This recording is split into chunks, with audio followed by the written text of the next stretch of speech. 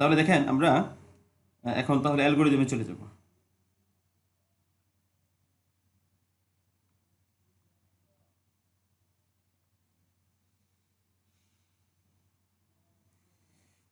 আচ্ছা, আমরা জানি যে হচ্ছে অ্যালগরিদম থেকে পরে কি করতে হবে, ফ্লোচার্ট করতে হবে। আমরা যদি অ্যালগরিদমটা বুঝি তাহলে সেক্ষেত্রে ফ্লোচার্টটা আমাদের জন্য সহজ হয়ে যাবে।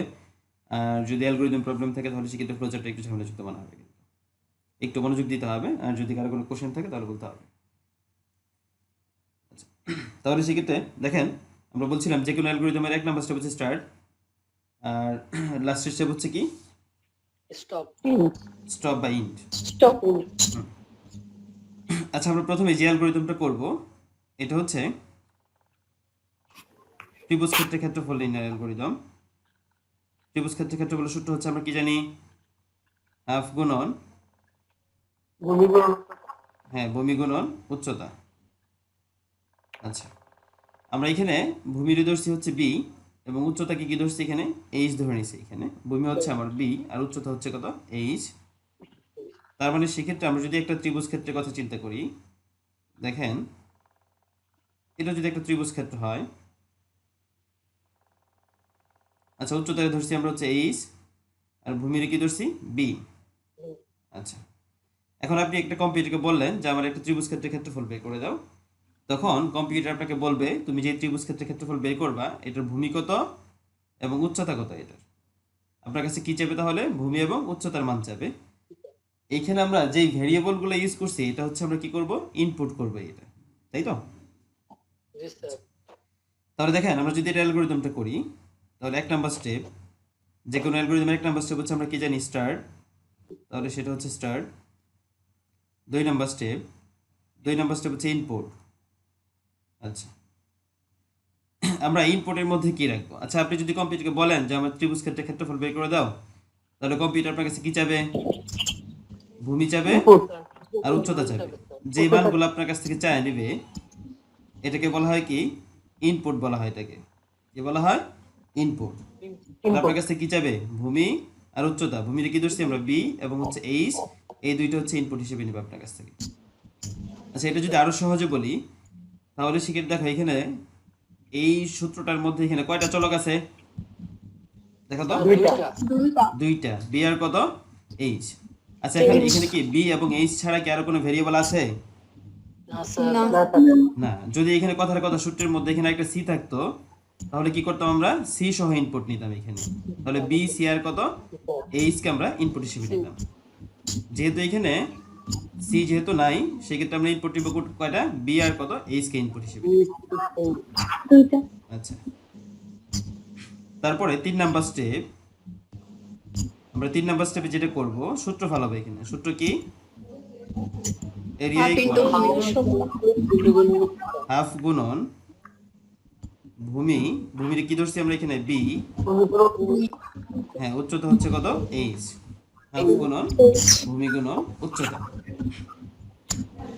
তাহলে তোমার কাছ থেকে হচ্ছে বি এর মানটা নিবে এবং এইচ এর মানটা নিবে। তাহলে বি এবং এইচ এর মানটা কম্পিউটার এখানে বসাবে, তুমি যা দিবে এখানে দুইটার মধ্যে বসাবে বি এবং কত এইচ, এবং এই তিনটাকে কম্পিউটার কি করবে, গুণ করবে। মাঝখানে কি আছে, এখানে গুণ চিহ্ন আছে, গুণ করবে। গুণ করার পর যে ফলাফলটা হয় এটা কার মধ্যে অ্যাসাইন করবে, এখানে এই এরিয়ার মধ্যে অ্যাসাইন করবে। আচ্ছা, কেন এরিয়ার মধ্যে অ্যাসাইন করবে কেউ বলতে পারবেন? একটা সমান বোঝালে তো, হ্যাঁ, এখানে যেহেতু একটা সমান চিহ্ন আছে, একটা সমান মানে হচ্ছে কি করা, অ্যাসাইন করা, চলকের মধ্যে কোনো মান রাখা। সেই ক্ষেত্রে আপনি যদি এখানে কথার কথা কম্পিউটারকে যদি বি এর মান দেন, আপনার কাছে যখন বি এর মান চাবে, আপনি বি এর মান দিচ্ছেন হচ্ছে কত, বি এর মান দিচ্ছেন হচ্ছে 5, এইচ এর মান চাইছে, এইচ এর মান দিচ্ছেন কত, এইচ এর মান দিচ্ছেন হচ্ছে 7। এখন যেটা করবে কম্পিউটার, এখানে বি এর মান বসাবে কত 5, এখানে বসাবে কত 7, তাহলে কত হবে 5 এবং 7 দুইটা যদি গুণ করে কত হবে 35, আর 35 এ যদি 0.5 দিয়ে গুণ করা হয় তাহলে কত হবে সেক্ষেত্রে 17.5, মানে 17.5। আর এটা ফলাফলটা কত হবে 17.5। যদি আপনার ভূমি যদি 5 হয় এবং উচ্চতা যদি 7 হয় তাহলে এই তিনটা গুণ করলে কত হবে 17.5। এই 17.5 যে ফলাফলটা হবে এটা কার মধ্যে রাখবে, এরিয়ার মধ্যে রাখবে। কারণ এখানে কি আছে, ইকুয়াল আছে, ইকুয়াল মানে কি করা, অ্যাসাইন করা, অ্যাসাইন করা মানে কোনো চলকের মধ্যে কোনো মান রাখা। তাহলে সেক্ষেত্রে এটা ক্যালকুলেশন করার ফলাফল কত হয়েছে 17.5। এই 17.5 কোথায় থাকবে, এরিয়ার মধ্যে থাকবে। আচ্ছা এখন আমার যে ক্ষেত্রফলটা দরকার ছিল এটা কোথায় আছে, এরিয়ার ভেতর। এরিয়ার ভিতরে আছে। রেডিয়ার ইকুয়াল মানে অ্যাসাইন করে দিছে এরিয়ার মধ্যে। এখন এরিয়ার মধ্যে থাকলে তো হবে না, এখন কম্পিউটারকে বললাম তুমি এরিয়ার মধ্যে কত রাখছো এটা প্রিন্ট দাও। তাহলে এই জন্য কি বলতে হবে, প্রিন্ট এরিয়া। প্রিন্ট মানে কি, কম্পিউটার স্ক্রিনে দেখাইতে বলবো, যে কম্পিউটার স্ক্রিনে বলবো যে তুমি এই এটা কত রাখছো এখানে দেখাও এটা। তাহলে এরিয়ার মধ্যে কত রাখছে 17.5, কম্পিউটারের মধ্যে আউটপুট দিয়ে হচ্ছে কত 17.5 এটা। তাহলে আমার দরকার ছিল ক্ষেত্রফল, ক্ষেত্রফল বের হয়ে গেছে। তাহলে সেক্ষেত্রে আমার প্রোগ্রাম শেষ। প্রোগ্রাম শেষ করার জন্য আমরা তাহলে কি করে দেবো এখন, এখন তাহলে আমরা ইন্ট দিয়ে দিলাম, ইন্ট, শেষ হয়ে গেল এটা।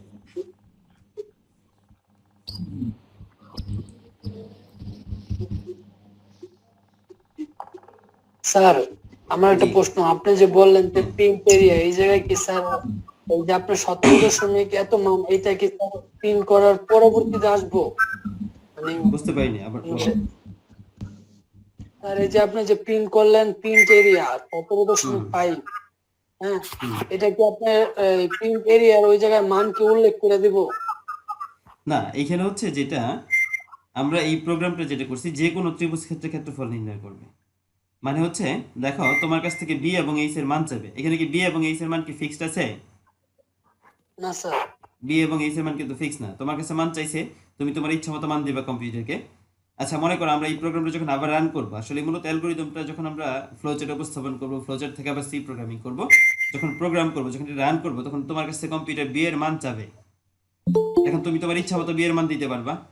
একটা মান দিছে হচ্ছে কত, বি এর মান দিছে কত কত 10, আবার এইচ এর মান চাইছে, এইচ এর মান দিছে তুমি কত, এখানে দিছে 50। এটা হচ্ছে বি এবং এইচ এর মান। তাহলে এখন কম্পিউটার কি করবে, এই বি এবং এইচ এর মান এখানে বসাবে, বি এর মান কত 10 আর এইচ এর মান কত 50। এখন তাহলে সেক্ষেত্রে কি করবে, এই তিনটা গুণ করবে এখানে। আচ্ছা তাহলে এখানে কত 10 এবং 50 গুণ করলে কত হয়, সেক্ষেত্রে 500। এটা যদি আমরা 0.5 দিয়ে গুণ করি কত হবে 250, মানে 250 হবে। 250 টাকার মধ্যে রাখবে, এরিয়ার মধ্যে রাখবে। তাহলে একটু খেয়াল করো, যখন বি এবং এইচ এর মান আমাদের কাছে চাইছে তখন আমরা কত দিয়েছিলাম এখানে 57, তখন কি ছিল 17.5।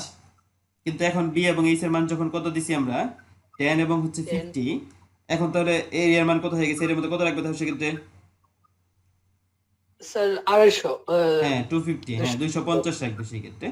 এরকম আমরা যখন প্রোগ্রামটা রান করব তখন কম্পিউটার বি এবং এইচ এর মান তোমার কাছ থেকে চায় নিবে। ইনপুট মানেই হচ্ছে ইনপুট, যেটা বলবো এই মানগুলো তোমার কাছ থেকে চায় নিবে কম্পিউটার।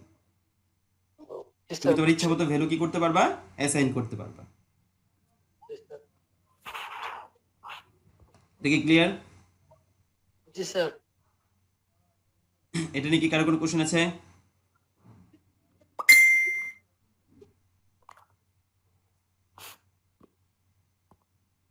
স্যার এটার কোনো সমস্যা নেই।